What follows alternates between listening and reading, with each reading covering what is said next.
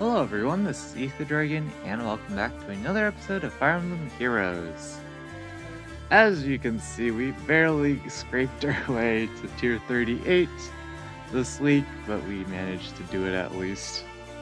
Even though we're scoring plus 198 on offense, of course we're using no bonus unit on either offense or defense, so things of course got a bit wacky. There's also a lot of replays this week, so plenty of time for us to talk about everything that went down. Well, most of the things that went down, because honestly I don't remember all of them. Let's start out with offense. Probably the worst offense showing this out of all the seasons in history. Not in terms of actual lift gained on offense, but more just how we ended up doing. Ended up sacking a unit 4 times, I believe, this season.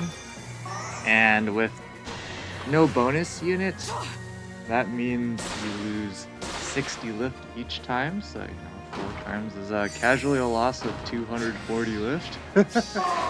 And most of them were unforced errors. We didn't have to screw up like that, but that's how it went. So here our opponent plays it very smart here, by the way. Just taking advantage of the fact that we are running an absolute foosball setup that does poorly when people bait from the right side like so. And you don't need Milla to beat this team at all. You just need to know what the heck you're doing with the AI to some degree. But anyways, first match of the season, we just made a silly goof. I was planning on having Nino Vantage kill their entire team, so the first thing I needed to do was figure out how to get into Vantage range, because there were some nukes like Winter Bernadetta and Brave Lysithia, both of them which would get set up after turn 1 because of Wrist, or however you pronounce Winter Bernadetta's weapon. But, so the only way I could set up Vantage range would be to attack into their Sothis. And then I was planning on using the Bolt Tower damage to make sure I would stay in Vantage range. So we did that, and I had Nino all ready to go set up, and then I don't know why it slipped my mind, but I had a Duo Sigurd all the way on the left side of the map away from all of the other units, and it had knots in the center of the map, so obviously Duo Sigurd could reach Nino from where she was hanging out in Vantage range. In particular, Duo Sigurd was right here, Nino was baiting right here. So, I don't know why it didn't occur to me that he could attack Nino, but of course he did, and even though Nino was in Vantage range and Guilt Goblet's damage reduction, I believe, wasn't active. Of course, at the end of the day, Duo Sigurd is still a red mage with reasonably high res, so Nino couldn't one-shot him into Ripperonis. Second match was definitely better than that first one, but again, another just miscalculation on my part. We were up against a pretty menacing team for our shenanigans. It was, let me try to remember all 7. I don't think I can remember all 7. There was, I believe, Triandra, Legendary Azura, Not, Ascended Joshua, Legendary Lilina, Legendary Sigurd, and then some other unit, probably a mythic. It was probably Hell or something, and I couldn't remember. But all I remember is that 7th unit was where Nils is. I'm pretty sure, so I don't know. We're not gonna worry about it. So the Legendary Lilina absolutely maxed out, running Lil Speed Res and D as well, with the double life and death shenanigans, and gifted magic, of course. So that's literally the best try you can possibly have to beat airs consistently. And they even had attack opening to buff Legendary Lilina, so fortunately we had Sabotage attack from Milla, because with our air absolutely max buff, I'm talking Air has Fort Res 4 buff on the Fort Res 4 buff on her. Kaden also has that. Peony's right next to Air for maximum ally support, and Milla buffing with Nurturing Breath. Air was able to survive that legendary Lona by 1 HP. Absolutely rigged. The absolute peak res just being enough to face tank. So we did that because that's the only real way I saw we could get started on their defense. And then so following that, I knew that Legendary Sigurd was going to get very close to our units, but not close to attack them. So the following turn, since Air already got some cooldown off her Iceberg, she was able to proc it against Legendary Sigurd for the 1-round KO. And so some of their other units were straggling, which meant all I needed to do was bait out their Ascended Joshua, because otherwise Not would move forward, and then Ascended Joshua would snipe down one of our units, which would not be great. So so bad. So my plan was to bait out with Ashe, because I quote-unquote calced out that she would actually survive Ascended Joshua, but spoiler alert, she didn't. And the reason she didn't survive was, for some reason, in my head, I was already calculating out, because of course with Ascended Joshua's weapon, he inflicts the -6 speed defense on the foe, and also neutralizes their field buffs to speed and defense. For some reason, I knew that effect in my mind, and so I was factoring it in, but every time I ran the calc 3 times on Ashe. Yeah, absolutely sure, but every time I just for some reason added the +6 field buff to Ashe's defense for some reason. So we ended up not surviving because we had 6 less defense. So that is effectively 15 more damage because he's running Glimmer, which is of course at 1 cooldown thanks to his weapon. So what is it, Blade of Johanna or something? So rip us. I'm pretty sure, I don't remember exactly, but had we instead baited with Milla, who is Ashe's ally support partner, we would have survived and everything would have been fine. But yeah, that didn't go that way. So rip another time. By your side. I don't remember the third time I sacked the unit. Not gonna lie, it was probably just our units getting sniped down because we didn't hit and run properly. That's probably what it was, I imagine. Or we just goofed on how the AI was going to move, but the 4th time we goofed, it was actually the last match of the season. I just goofed the fact that units were not going to move in the order I thought they were going to move. I originally thought they were going to move in the order such that the closest enemy unit would move first and so on.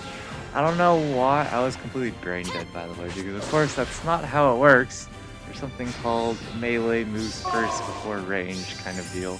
And all of them were running assists, so of course the Not moved first before their duo Hilda, and so their duo with Hilda sniped down like Peony and Ripperotis. So pretty garbage experience on offense this week, but we're scoring so much on offense, even without a bonus unit, that we still managed to barely make it. But you know, in the future we shouldn't be doing silly things like that, although inevitably they are going to happen. Especially since we're still doing Ether Raids only while we're absolutely brain dead after a long day. Just want to go sleep. Your brain's just absolutely dead. It's like perfect time to do Ether Raids. I'm definitely bummed out I was not able to record that second match against the legendary Lilna and company. Honestly, if had we recorded the video, I probably would have noticed it in the video. I don't know. I feel like I would have. I think what it really was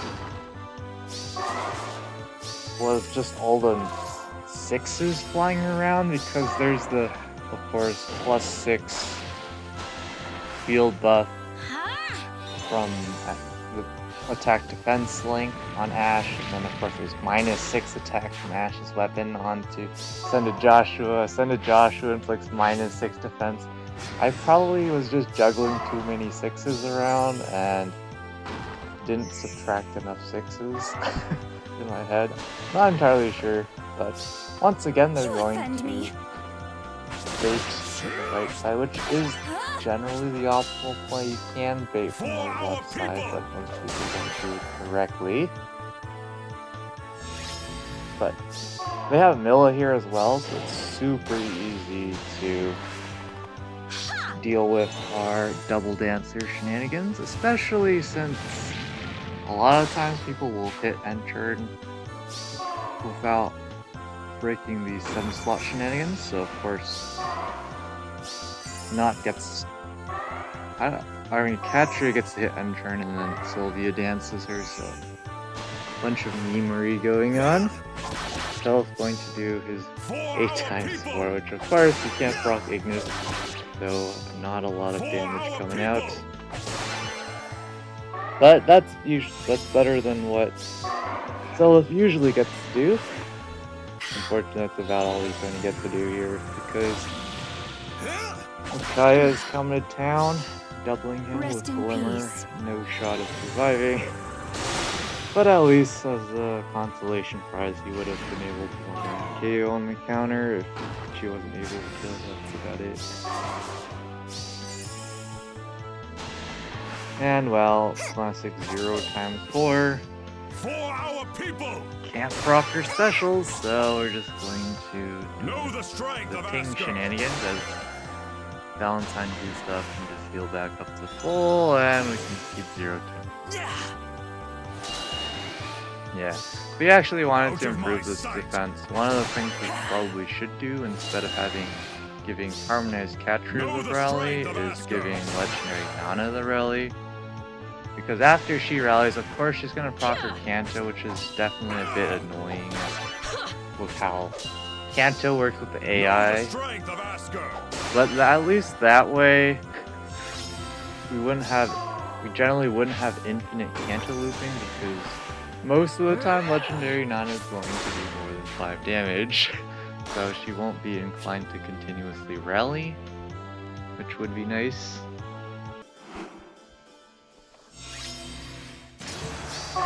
But Legendary Nana definitely scary on defense if your opponent plays into your own hands, which honestly they shouldn't do. But here we're up against good old Legendary Chicken. Force of Life Unending definitely can be solid in Ether raids, especially if the opponent doesn't have any dragon effective damage, or of course dragon slaying.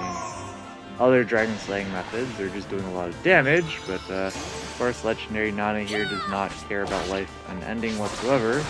And even just straight up 2 shots here. But Legendary Faye had absolutely no chance there. Just like how Harmonized Katria has no chance of defeating Legendary Marth here. Of course he's stacking lots of stats, especially with his refined self. Of course, Seliph and Harmonized Katria are going to do incredibly little damage here. Here now they're going to easily take out Nana. Makes sense, because Nana would be a pretty big threat to him, even though she probably wouldn't be able to double. She'll do a decent amount of damage. Here, Not's going to proc her Luna to do a good amount of damage. 34 damage when your base amount is 0 is pretty good. And, well, of course, our dancer is going to King and get absolutely obliterated. Let's see how much damage here. 110, not bad. But unfortunately for Marth here, his res is not that great, so Grandma's going to say hello with Luna. Whoops. Grandma's barely able to Pick up the kill there. Of course, that only was possible because he had a good amount of rose, but thanks to his weapon effects and whatnot. Yeah. Ripperonis, not enough HP, no healing to sustain himself. Susceptible to things like that, but even so, they're going to just take the match here, which is perfectly fine by us. Better than getting a full loss for sure, but still a loss. And for any of you wondering, that little clock that showed up in the corner is just an alarm. I'm gonna remove the notification. Alright, there we go. Now we're up against Arden and company. We have Ascended Fjorm here. One thing about this particular setup we have is there's only one ranged unit, and so Ascended Fjorms are not going to be particularly useful here, although Bramon can do a ton of damage. It's not running a far save and having your other units space tank, so definitely worth having. It's just that, of course, we have the ultimate meme known as Even Pulse Die, and on top of it, Bramon has Triangle Attack, thanks to Harmonized Catria, so it probably wouldn't be wise to just casually bait like they do here. Because now, with the rally memes, unfortunately, we don't get our Triangle Attack shenanigans. But fortunately, we do just about enough damage. Because of course, Nils doesn't have Triangle Attack, so no Triangle Attack there, but if we had Triangle Attack, there was no shots, and well, speaking of no shots, Nana versus Arden, as much HP and defense as he has, he just can't handle 4 attacks of dealt damage, especially, which is probably most of the damage output Nana got there. So, yep, absolutely shredded. But for sure, some sort of hit and run plus save unit almost always should be able to beat this defense. I see they're running defense refined breath so they can get more visible defense on Milla for isolation. Still not enough to deal with maxed out dance or elegance and whatnot. At this stage of Ether Raids, Milla really needs a remix in order to be efficient with her isolation, but that'll be an interesting remix when it does come around, because of course there'll be Milla's turn wheel. They'll probably call it Milla's turn wheel plus what the heck is it called? Pretty sure it's Milla's turn, yeah, Milla's turn wheel plus. That'll be interesting. But speaking of interesting, there was the next update notification pretty recently, and of course Duma's getting his remix. Upheaval Plus is fine, just getting the extra 3 damage.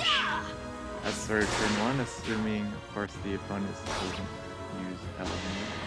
We'll see if his actual refined Dispel Breath can help him against Elamine. Probably not. But the cool thing about Upheaval Plus is just being able to target the structure, destroy the structure closest to Duma. So the point is, if the structure in his column is unbreakable, he can still break a structure as long as Upheaval Plus procs. That's cool for sure. It's just not that impactful of an upgrade if you can't deal with Elamine. So, it's one of those things where you have to build your defense to where you can't have either a lot of start of turn 1 effects, so the Elamine user has to choose which of the turn 1 effects they want to disable. It's just kind of that kind of thing. You can't really do much more than that against Elamine, especially with save ball shenanigans running left and right. It's pretty hard to deal with that on anima defense. But the big thing I'm more excited for is Caden Refine, purely because we use him during late season. So we'll see what he gets. Naturally, of course, they're probably going to give him stuff on Refine that gives him more stats and more combat potential, because they typically don't keep a lot of support units purely support. Like Legendary Zero, for example, she got more offensive potential, so there's that, I guess. But here, they decided to hit end turn with Brave Hector, which would be a fantastic strategy if, first of all, they weren't baiting into triangle attacks. So Bramon gets 2 attacks. Brave Hector. And Brave Hector doesn't even kill here. At least he has Soul to heal back quite a bit of damage, but not enough. Even though Legendary Nana doesn't have attack speed men and stuff, has the sabotage attack debuff on her, still 1 round KOs Brave Hector because he's down on HP. So Ripperoni, Brave Hector not strong enough for that. Air Remix though, extremely strong against Self now because of that guard. He can't front weakness, so easy cleanup for Air. Yeah, Kaden Remix, the absolute insane levels of Refine would be having himself get field buffs at the start of each turn and also getting Null Panic. That would just be the ultimate jackpot pretty much for us, but that's most likely not happening. But I feel like one of those, at least one of those things would be good for us. If he got Null Panic, that'd be absolutely insane. Would make him a lot more consistent, but one of the main things that'll make him more consistent for us is even if his special Refine is met, at least he gets +3 HP on Refine, so that's already a win for us. And if his special effect Refine is somehow absolutely garbage, we could just Refine first stat and get +5 HP, which is honestly a waste of Divine Dew, but we have plenty of Divine Dew to go left and right, so kind of don't care.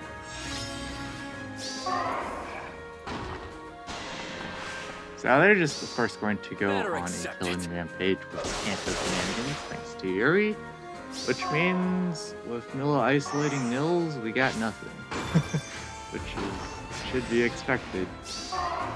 Milla just absolutely obliterates this defense. That's heavily reliant on meme shenanigans to win. Better accept it. It's like the Yuri against Not here, barely going to pick up the kill. Of course, if Not had some damage reduction, that would have not been great for Yuri.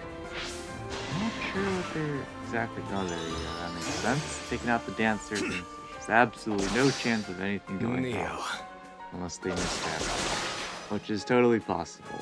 I've done that way too many times.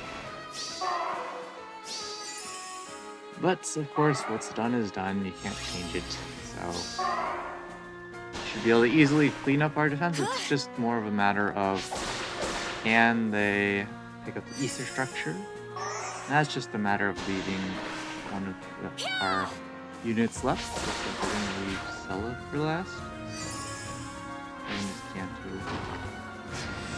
We can use Kanto and all sorts of things to get to where they need to. But Sella is after Peony for obvious reasons. With Divine Tier King. Can definitely do quite a bit there, but Legendary Nana going to pick up Sella here. Honestly, I was thinking for this particular defense setup, maybe we should use Tearfing Sella just for the miracle. So we can get some Wings of Mercy memes going on, but I don't know. Probably not worth it. And haven't watched any of the replays from here on out, because these were all, I believe, within the past 24 hours or something like that. And I haven't watched replays in the past 24 hours. Brazen attack speed on air is definitely an interesting choice, particularly because of all her healing, but I guess it works in a pinch. I'm not entirely sure why you would run Brazen attack speed though. I guess that's one of those things where it doesn't really matter what you put in seal slot to some degree. I'm guessing they're just gonna go on a nuking rampage. They don't have Milla, so They really just need to only be concerned about a dancer to follow up if they don't take out both dancers, which I don't think they're going to be taking out Nils here. So, they also had Bolt Tower go down. So, the really only difficult here is probably against Seliph, I would imagine, and even that's not too big of a deal. No need for mercy. Because they have Harmonized Lysithia here. The Harmonized Lysithia here. We're just that Gets the good. Ruptured Sky off for the 2 shots. Heals bad Seliph. But they still have their duo skill and stuff, so it should be fine here, although Ramamon's still around, and they kind of awkwardly set themselves up here. Oh, there we go, that works. I forgot about the teleportation shenanigans from Gentle Dream. That'll do it. Now they can just pop their duo skill. Wait, did they already use their duo skill, or did they? I was not paying attention, but I will crush if they did have a duo skill, they didn't use it. I was not paying attention, clearly. But, yeah, not quite it. Of course, Nils is no shot of taking out air, so that's it for us. Nothing to see here. Also not entirely sure how I feel about only 2 defense mythics, but I like having Harmonized Factory on the team just for the potential quadding. For you. And like we've seen this season already, definitely useful in Legendary Hana for taking out particularly blue tanks. But should be able to just clean up here. Don't know why they had to reposition there, but that's fine. Maybe they're hit by gravity or something. Again, not really paying attention. Alright. Not entirely sure what's gonna happen here. Wings of Mercy on Dual Lin. Now that's interesting. Looks like their game plan with this team is probably Elwood Wings of Mercy range, which honestly I don't like. It seems way too inconsistent for my liking. Especially, so if he takes absolutely no damage from the enemy, he only does need 2 combats to get into Wings of Mercy range, because he doesn't have... Wait. No, he needs 3 combats. Because he only gets 11 chips, so... I guess with Gil, if he gets off Gale Force, he only needs to be danced once to get Gale Force off. And in the case of like Sylvia here, where she actually counters and does some damage, it might take even less, but they should get Wings of Mercy range after another attack here.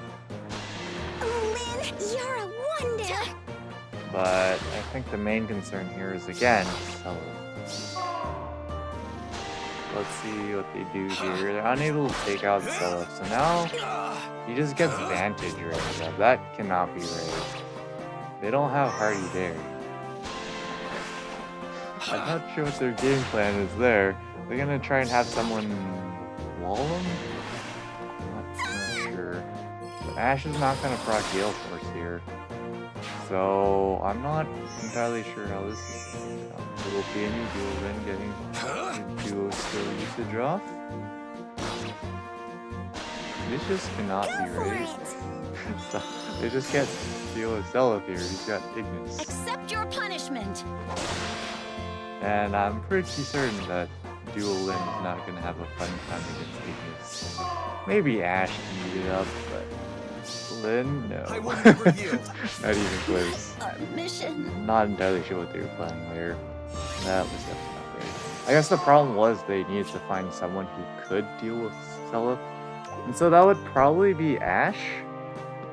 But Ash would need a lot of attack here. It's probably possible because they have dual peony and stuff, so I could totally see a transformed Ash, because of course if we're in opening, our steady breath on Seliph doesn't work. So Ash could totally do it, I think. I think they just needed to plan this better, honestly. So yeah, I just realized now that I think about it, both my defenses have a Vantage unit. That can just be an absolute troll to folks who aren't prepared for it. This team, I mean, All I'm saying is if they can't full sweep our team, there's something wrong. They have Milla even here, so they can just hit and run off the Dancer, hit and run off a Sylvia, and just get away with it. They can even pick up the kill on Sylvia and Brownmon, maybe even a third unit if they want to be greedy, and get away with it. So, they better not lose anyone here. That's all I'm saying. Alright. They're leaving him there, which is fine because rallies are gonna happen. And there you go. The Potato Fest. Yep. There's multiple variations of things they could have done there to achieve the same result. This defense layout is very garbo for that reason. And now it's just cleanup time. Shouldn't be too difficult. It's just, again, Celis be trolling, but they have Legendary Claude, so they can just play your phase. But they choose not to. So instead they're just baiting here. Because Celis is hit with Gravity. Fallen Star, so there's no need to deal with him yet. And they can just, of course, again, use Legendary Claude to always win there because Celis is never going to be one-shotting through 80% damage reduction. And he's certainly not taking 0 damage, especially with a Lunacroc. So if they can end it out with a nice SP farming kill. And there we go. And with that, pretty decent season on defense, considering how had a max lift loss of 50 a match. Can't lose any more lift to my knowledge, but we'll make top 6k here. We wouldn't be able to make top 3k even if we hadn't goofed the last match, for example, and had 60 more lift. We definitely just need to not goof as hard on defense, or on offense, as we did this week. Plenty of goofing this season for sure, and I'm sure we're gonna have plenty of goofs later on. Not even trying to say the season. I kind of forgot that they changed how the arena bonus rotation works, so now there's a lot of weeks where the bonus rotation, or the bonus units only last for 1 week, which is pretty whack. So it's another incentive for folks to actually heavily invest into new units slash legendary heroes, because of course legendary heroes will always be bonus. It's just more of a matter of if it's going to be their season while they're bonus. Because if so, then the cutoffs are like through the roof. Otherwise, not so much. We've already collected Allegiance Fouls last week. Don't know what we're doing there. But one last thing before we go. Unfortunately, we dropped out of Tier 21 Mjolnir Strike during Astra Major. I don't know if I said it on video, but I knew it was going to happen eventually, because we were always at the exact cutoff, 860. So thanks to some particular shenanigans and some particular Astra Mythics being more easily available to +10 or just merge in general, naturally we fell out. Could have stayed if we wanted to, but I didn't want to give Duma and Blip a 400 SP assist and merge a free-to-play Regan into our current Regan for the heck of it. So it wouldn't be worth it unless I wanted to keep the Tier 21 Mjolnir Strike streak going, which honestly it's a meme anyways. So after this upcoming June's banner, hopefully we can get some Regan merges. I'm probably summoning on that banner because it has Legendary Sigurd, Regan, and Liv, I believe, as shared focus. So hopefully we can, of course, max out Legendary Sigurd, but also get some Regan merges so we can score better in Mjolnir Strike during Astra Major, but that's just a side thing. Anyways, we'll be back when the results drop in. Alright, hopefully we can do better this upcoming season, but we're not gonna worry too much about it. We actually do have all the anima mythics currently as far as I remember, so at least we're forever set on derping around in anima defense. Although Thresher's gonna be pretty useless. Not entirely sure what I'm gonna do with her. And Naga's the offense bonus mythic, so we're not gonna be using a Shara, which is probably gonna be a problem. Bolt Tower being bonus is, well, we already used Bolt Tower, so there's that. I think we're just going to be... I'm not entirely sure. Let's just kick out Panic Canner for the heck of it. Gotta do this before I forget to swap out structures, and I am brain dead and forgot.